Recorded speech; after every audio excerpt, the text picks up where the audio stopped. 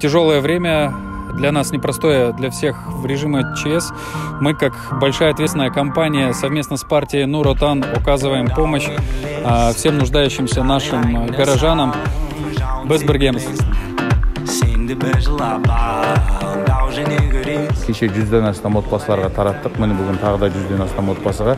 Именно в период карантина мы, как партия, вместе с народом и готовы помогать. Мы останавливаться не будем. Ежедневную работу волонтеры готовы делать.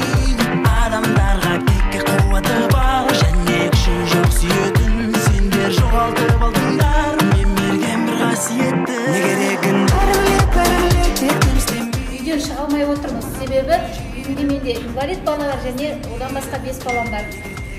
Сонымен мына Нұр Отанның жасаған бізге көмегіне алғыс айтамын. Көп рахмет.